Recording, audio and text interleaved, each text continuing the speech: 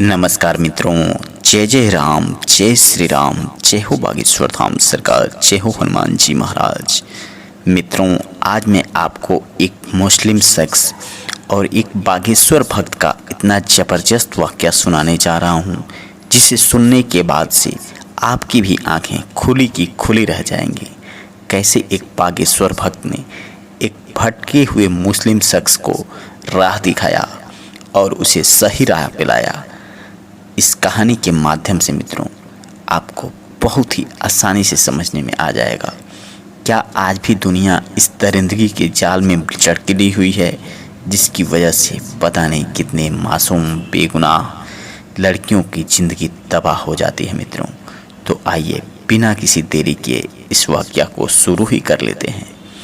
एक गांव में बहुत ही पुराना रीति रिवाज चला आ रहा था। उस घर के लोग, जो भी लड़कियां उस घर में पैदा होती थीं, बहुत ही अच्छे से पोसते थे, पालते थे, बड़ा करते थे।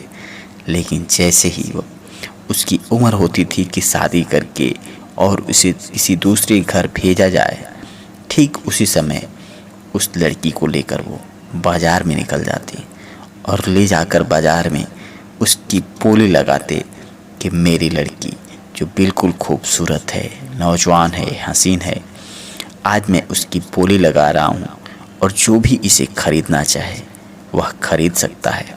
इस प्रकार से उस घर का यह रीति रिवाज ही चला आ रहा था। उस घर का क्या कहें, उस गांव में अधिकतर लोग यही करते थे और इसी के पैसे से अपना जीवन यापन करते थे। बच्चे खूब सारे पैदा करते थे और इन बच्चों का यही हाल करते थे। जो भी लड़कियां होती, उन्हें जैसे ही जवानी की दहलीज पर दस्तक देती, ले जाकर उसे बाज़ार में ऊंचे भाव पर बेच देते थे। अब किसके हाथ बेच रहे हैं, किस हालत में वो लड़की रहे, इसका कोई जिम्मेदारी नहीं लगते थे। और एक बात की जिक्र हमेशा करते रहते कि ये तो काम मेरे दादा परदादा भी करते आए थे, हम भी कर रहे हैं और आगे भी आने वाली पीढ़ी इसी काम को करती रहेगी। मित्रों, धीरे धीरे समय बीतता गया और हनीफ के घर में भी एक खूबसूरत लड़की पैदा हुई। वह भी बड़ा खुश था कि चलो अब उसे भी मुँह मांगनी रकम मिलेगी और वो भी ले जाकर अपनी बेटी को पोसेगा, पालेगा, बड़ा करेगा और अच्छे पैसे में बेच देगा, जिससे कि उसका भी घर का खर्चा चलता रहेगा। इस तरह से जैसे जैसे वह लड़की बड़ी हो रही थी, अपने पिता के, अपने माता का बहुत ही ज़्यादा मान सम्मान करती थी, इस डर से कि कहीं उसकी जैसी पुरानी दीदियाँ को ले जाकर ये लोग बाज़ार में बेच देते थे, कहीं उसे भी ना बेच दें। उसे इस बात का डर बचपन से ही सताता रहता था। इसलिए वह अपने माँ बाप को कभी दुखी नहीं होने देती। कभी किसी चीज़ की कमी पड़ी तो भागी भागी जाकर लाती और लाकर उनके कदमों में हाजिर कर देती।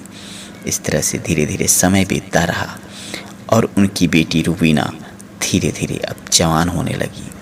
जैसे जैसे वह जवानी पे दहलीज पे दस्तक दे रही थी, वैसे वैसे हनीफ मन ही मन बड़ा खुश हो रहा था कि चलो अब वह दिन काफ़ी करीब आ गया, जिसका हमें बरसों से इंतज़ार था। और एक दिन हनीफ ने अपनी बेटी रुबीना को कहा कि बेटी देखो, हम लोग बाज़ार चलेंगे और तुम्हारे लिए अच्छी अच्छी चीज़ें खरीदनी है, इसलिए तुम सज संवर लेना और हमारे साथ चल चलना।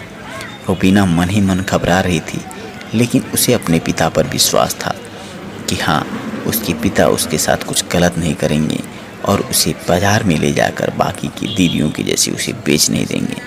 इसलिए रुबीना भी जल्दी जल्दी तैयार हो गई और वह अपने पिता के साथ बाज़ार के लिए निकल गई।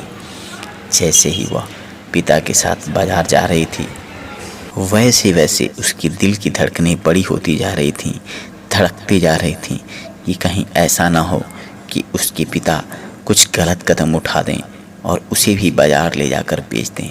उसके मन में तमाम तरह की घबराहट, चिंता, परेशानियां आती जा रही थीं, लेकिन वह करे भी तो क्या करे। वह अपने माँ बाप की बेटी थी और हमेशा से उनकी कहना मानी थी, उनकी बात का कभी निरादर नहीं किया था। इसीलिए वह चुपचाप उनके साथ चली जा रही थी। जैसे ही वह बाज़ार नज़दीक आया, जहाँ पर ले जाकर लोग लड़कियों की बोली लगाते थे, उस बाज़ार में हनीफ ने रुबीना को भी लेकर पहुंच गया। अब जैसे ही रुबीना अपने आस पड़ोस में लोगों को, लड़कियों को बोली लगाती देखी, वह घबरा उठी, चिल्ला उठी, पिताजी आप हमें कहाँ लेकर आए? आप तो कह रहे थे कि चलो तुम्हारे लिए अच्छे अच्छे कपड़े खरीदवाने हैं, तुम्हारे लिए शॉपिंग करानी है, लेकिन आप यहाँ कहाँ लेकर चले आए? उसके पिता चीखने लगे, चिल्लाने लगे कि चुपचाप रहो और जैसा मैं कहता हूँ बस वैसे वैसे करते जाओ। तुम चुपचाप यहीं शांत रहो और चेहरे पर मुस्कुराहट बनाए रखो। बेचारी घबराई हुई लड़की भला कहाँ से मुस्कुराहट लाए। अब हनीफ बाजार में ज़ोर ज़ोर से चिल्लाना शुरू कर दिया कि देखो, मैं अपनी बेटी को यहाँ लेकर आया हूँ और मेरी बेटी बिल्कुल ही हसीन है, नौजवान है और यह इतनी खूबसूरत है कि चाँद भी देखे तो शर्मा जाए। और आप में से जो भी इसे खरीदना चाहता है वह इसे खरीद सकता है। मैं किसी को भी अपनी बेटी बेच दूंगा। जो मुझे मुँह मांगी रकम देगा मैं उसे अपनी बेटी सौंप दूंगा। उसके बाद रुबीना हनीफ के पैरों पर पड़ने लगी, गिड़गिड़ाने लगी, पिताजी आप यह क्या कह रहे हैं? मैं बचपन से आपके और अम्मी को हमेशा मानती रही, जानती रही, क्या इस दिन के लिए कि आप भी हमें लेकर इस बाज़ार में बेच देंगे? वह चीखने लगी, चिल्लाने लगी, उनके पैरों पर गिरकर रोने लगी। लेकिन हनीफ ने इतना ज़ोर से उसे घूरा जिससे कि वह भयभीत हो गई और चुपचाप सदमे में चुपचाप खड़ी हो गई। ज़ोर ज़ोर से चिल्लाने लगा था और ज़ोर ज़ोर से उसकी बोली लगा रहा था। वैसे वैसे यह लड़की मन ही मन अब गिड़गिड़ा रही थी, रो रही थी, कह रही थी कि पिताजी आप जहाँ कहेंगे, जैसे कहेंगे मैं वैसे रह लूँगी, लेकिन आप मुझ पर रहम करिए, मुझे बाज़ार में मत बेचिए। बेचारी की इतनी चीख पुकार सुनकर वहीं पास से गुजर रहे एक बागेश्वर भक्त की नज़र उस पर पड़ी। उन्होंने उसे देखा और कहने लगा कि ये क्या घोर अनर्थ इस समय चल रहा है। वह उस शख्स के पास आया, हनीफ के पास आया और कहने लगा, अच्छा तो बताओ अपनी बेटी को कितनी रकम में बेचोगे?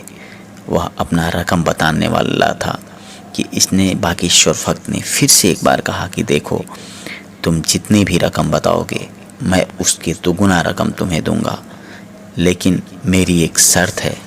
हनीफ बड़ा खुश हुआ कि वह जितना कह दे उससे दोगुना उसे पैसे मिलने वाले हैं। वह हामी भर दिया कि तुम्हारा जो भी शर्त होगा मुझे मंजूर है, मैं कोई भी शर्त मानने को तैयार हूँ, बस तुम्हें मेरी मुँहमांगी रकम का दोगुना देना पड़ेगा।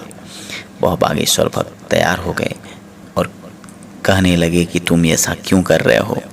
हनीफ ने कहा, देखिए मेरे दादा परदादा और उनके भी दादा परदादा से चला आ रहा है, हमारे घर में जो भी लड़कियां जवान होती हैं हम लोग ले जाकर उन्हें मुँहमांगी रकम पर बेच देते हैं और यह परंपरा हमारे घर की है, रीति रिवाज है, इसे मैं नहीं बदल सकता। बागेश्वर भक्त ने कहा, ठीक है, ये तो तुम्हारी घर की परंपरा है और तुम्हारा रीति रिवाज है, तो मैं इसे तुम्हें करने से नहीं रोकूंगा, लेकिन मेरी शर्त के अनुसार तुम्हें मेरे साथ चलना होगा और तुम्हें एक बार अपने पिता के कब्र पर हमें लेकर चलना होगा। वह सोचने लगा कि पिता के कब्र पर ले जाने पर यदि मुझे दोगुना रकम दे देगा तो क्यों ना मैं इसके साथ पिता के कब्र पर ही चलूं। वह उस बागेश्वर भक्त के साथ अपने पिता के कब्र की तरफ बढ़ने लगा। धीरे धीरे कब्रिस्तान नज़दीक आ गया और वह बागेश्वर भक्त को ले जाकर दिखाने लगा कि देखिए, यही है मेरे पिता का कब्र, अब बताइए आपको क्या करना है। बागेश्वर भक्त ने मन ही मन ईश्वर को प्रणाम किया, उनसे विनती करने लगे कि हे भगवान, यदि मैंने सच्चे श्रद्धा भाव से आपकी पूजा पाठ की हो और आपको प्रसन्न किया है, आप इसकी आंखें खोलिए और इस लड़की की ज़िंदगी को बचा लीजिए। उस भक्त ने जैसे ही पुकार लगाई, दिन में भी ऐसे अंधेरा छा गया जैसे रात्रिकाल का समय हो गया हो और उस हनीफ को अपने पिता का दर्शन होने लगा। जैसे ही हनीफ ने अपने पिता को देखा वह घबरा उठा। उनकी कब्र के आसपास चारों तरफ जोर जोर से की लपटें धड़क रही थीं और हनीफ के पिता उसी में चल रहे थे। वह मंजर देखकर घबरा उठा था। अरे यह क्या हो रहा है? जिस कब्र में उन्हें इतने अच्छे से दफनाया गया था उस कब्र में इतने सारे कीड़े मकोड़े, इतने सारे जानवर आ पड़े थे जो उन्हें काट रहे थे, उनके बदन को छलनी कर रहे थे और की लपटें उन्हें जला रही थी। मंजर इतना दर्दनाक था कि हनीफ को भयभीत कर दिया। उसके मन में जो अपने बेटी को बेचने की लालसा थी वह ख़त्म होने लगी। उधर से हनीफ के पिता की आवाज़ आई, बेटा, हमने अपने जीवन में बहुत बड़ी गलती कर दी। हमने जिस बेटियों को इतने लाड प्यार से पाला बड़ा किया और अंत में ले जाकर उन्हें ही किसी कसाई के हाथों, किसी ऐसे दरिंदे के हाथों बेच दिया जिसका कि हम लोगों ने कभी सुध ही नहीं लिया, और यह हमारे जीवन की सबसे बड़ी गलती थी। बेटा, तुम यह गलती मत करना और अपनी बेटियों को, अपनी की इज्जत को, आबरू को कभी बर्बाद होने मत देना। थोड़ी देर में वह लपटें शांत हो गई और जो अंधेरा छाया था वह उजाला में तब्दील हो गया। धीरे देखते ही देखते हनीफ उस बागेश्वर भक्त के पैरों पर गिर पड़ा और गिड़गिड़ाने लगा कि मुझे माफ़ कर दें, मुझसे बहुत बड़ा पाप होने जा रहा था, आपने हमें बचा लिया और आज के बाद से मैं कसम खाता हूँ कि मेरे घर परिवार में और मेरे गांव नगर में भी ऐसा कोई नहीं करेगा। मैं सबको समझा बुझा लूँगा और लोग कभी भी अपने घर की इज्जत आबरू को ऐसे बाज़ार में नीलाम नहीं होने देंगे। मित्रों, इस प्रकार से ये कहानी यहीं समाप्त हो जाती है, लेकिन हमें यह सीख ज़रूर देती है कि वह बहू बेटियाँ जो घर की इज्जत हैं उन्हें कभी भी बाजारू ना बनाएं।